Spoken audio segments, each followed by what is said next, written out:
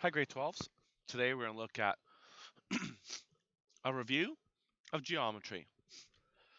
Today we're going to look at stuff that you probably have seen sometime in your mathematical journey before grade 12. If you haven't, though, this is stuff that will come in handy when we're doing the stuff in this unit. So let's take a look at some definitions and what certain things mean. Understand that math is sometimes a language. What I mean by that is that to understand math, you have to learn to speak the math language. So let's go over what some things mean. We'll start off with a chord. A chord is any line that goes through a circle exactly twice. So if a line touches a circle in two spots, that's a chord. The chord that passes through the center of the circle is the longest chord in the circle. It has a special name, one that you're probably familiar with. It is the diameter. The radius is the length from the center of the circle to the outside edge. And we always know that the radius is half the length of the diameter. If you know what the radius is, double it and you get the diameter. If you know what the diameter is, divide it by 2 or cut it in half, and you get the radius.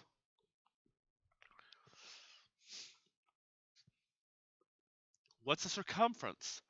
The circumference is the distance around the outside of a circle. It's like the perimeter. We use the word perimeter to find the distance around the outside of non-circular objects. Circumference, just a fancy way for perimeter of a circle. There's a formula for it. Depending on whether you know the radius of the diameter, we can use 2 times pi times the radius, or we can use pi times the diameter. Either one will help us figure out the circumference. A circle has 360 degrees when you go all the way around it. And if you want to find the area of a circle, you have to use the radius. The formula, pi times r squared. So you have to figure out the radius, square it, that means multiply it by itself, and then multiply the answer by pi. Okay? Let's talk about some angles. Angles are named using uppercase letters. The center letter always represents the vertex. So when I look at this angle right here, it's the angle ABC if I go about it that way, or if I start at C, we can call it CBA. They both say the same thing. We're looking at angle B. And angle B is formed by starting at A, going to B, and then finishing at C. That is ABC. Or starting at C, going to B, and then finishing at A. That is angle CBA. The center letter always represents the vertex. So if we take a look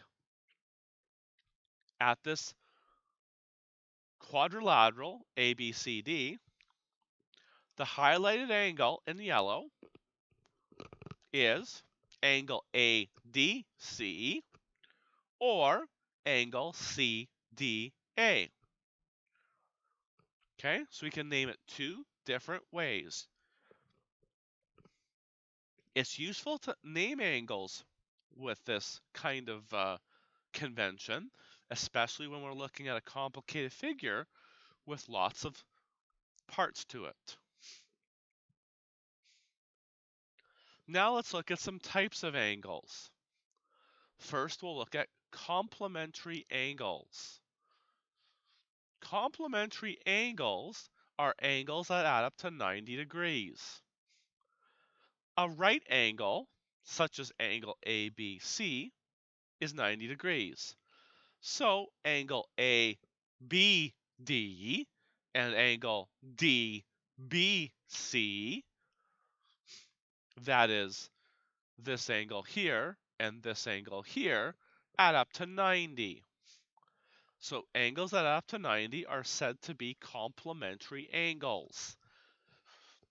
I know we're not at the point of a study sheet yet for this unit, obviously, but when you make your study sheet, you will want to put definitions like this on it. The next one is supplementary angles. Now, supplementary angles are angles that add up to 180 degrees. So, a straight line is 180 degrees across it. So, if we take a look at this FG or GF, it's going to form two different angles. Angles EFG and angles GFH are supplementary. They add up to 180 degrees.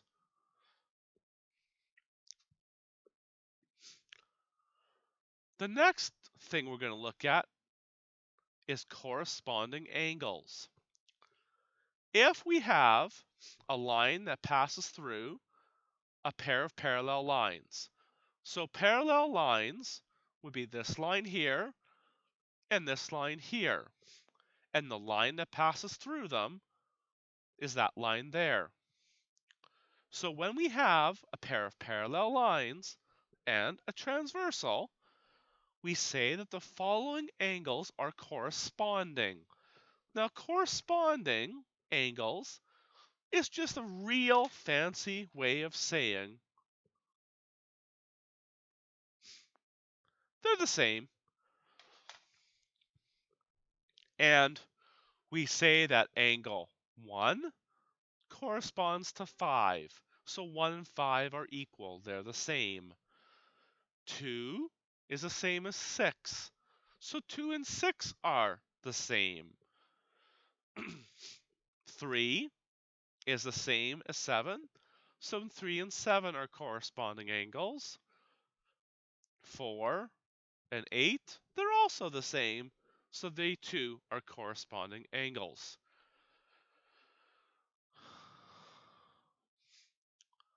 Alternate angles. Alternate angles are angles on different sides of the transversal. So alternate exterior angles. Alternate exterior angles are angles that are, because they are alternate, they are on opposite sides of the transversal. Because they're exterior, they're on the outside. So that's why 1 is above the parallel line and 2 is below the parallel line. They are the same. So if you knew one of these angles, then the other angle would be the exact same. So alternate exterior angles are the same.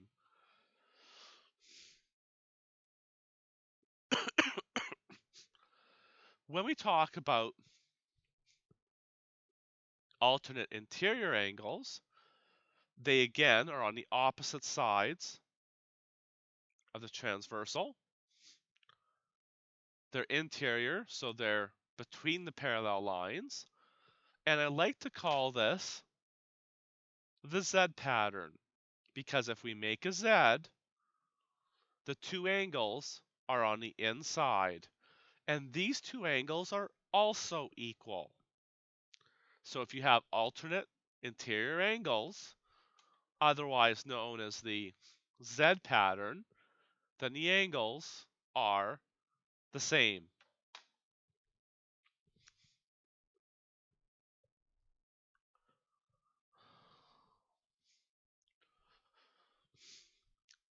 And then we look at vertically opposite angles.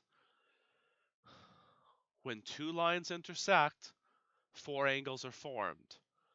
Opposite angles are the same. So what are opposite angles? 1 and 3 are opposite angles.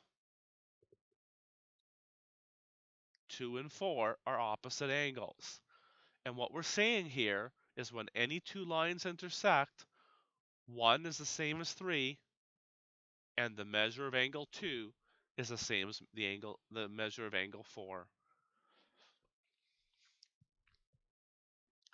All right, so you're going to get a handout that deals with a review of geometry.